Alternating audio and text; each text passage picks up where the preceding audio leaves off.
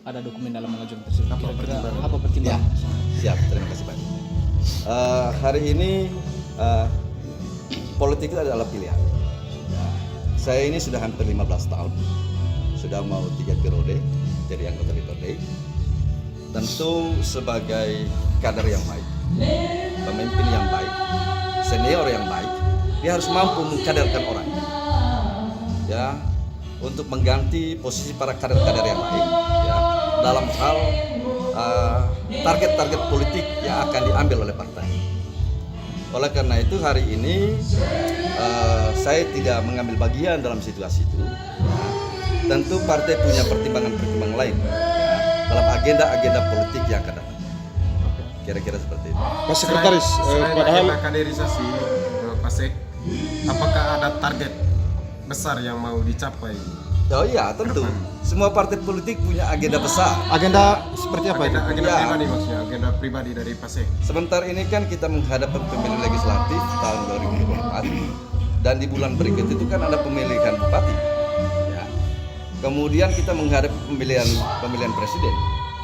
Semua partai politik punya cita-cita dan harapan besar, ya, untuk mendorong kader-kader terbaiknya untuk berada pada semua lini, baik itu di legislatif, eksekutif, ya, dan tentu juga dalam pimpinan partai di tingkat pusat juga lagi mendiskusikan kemana ini partai mau dukung siapa yang di dalam Pilpres. Ya. Artinya untuk sementara seperti yang Ibu Ketua katakan bahwa ketika Partai Amanat Nasional ini mampu mendulang kursi dengan baik pada pertarungan pileg tahun 2024, tentu kami punya agenda besar setelah itu. Ya. Entah nanti partai ini akan mendukung kader atau tidak mendukung kader, tentu akan diskusikan ke dalam secara kepartaian. Kira-kira begitu teman-teman. Secara Sekretaris. pribadi apakah Pasek ada agenda ke eksekutif di mengenai ini?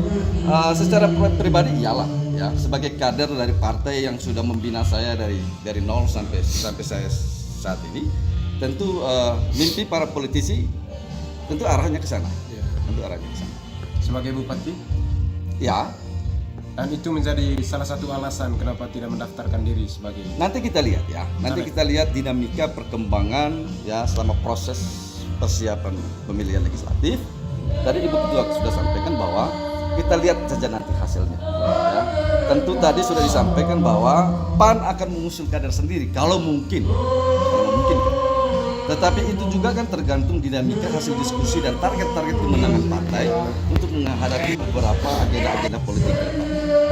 Kakak, dari pantauan kami di basisnya kakak juga kan banyak yang menginginkan kakak untuk maju begitu. Apakah ini nanti tidak kehilangan suara PAN dari dapil?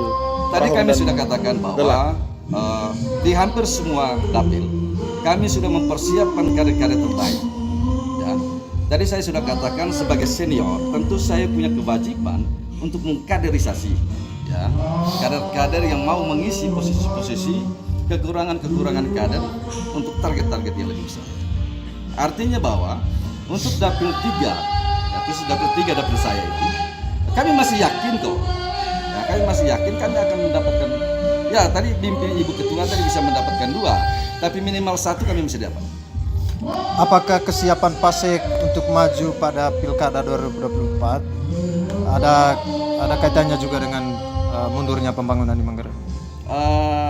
Ya relatif ya, relatif. Itu kan begini, pemimpin itu dalam situasi politik itu, ya, bagi semua pemimpin itu adalah pengadilan rakyat terhadap pemimpinnya adalah pada saat-saat pilkada, pada saat-saat pemilihan legislatif. Nah, tergantung rakyat menilai. Apakah pembangunan saat ini berjalan dengan baik atau tidak, kan rakyat yang menilai. Karena saya menganggap bahwa pilkada maupun pileg itu adalah pengadilan rakyat terhadap para pemimpin-pemimpin.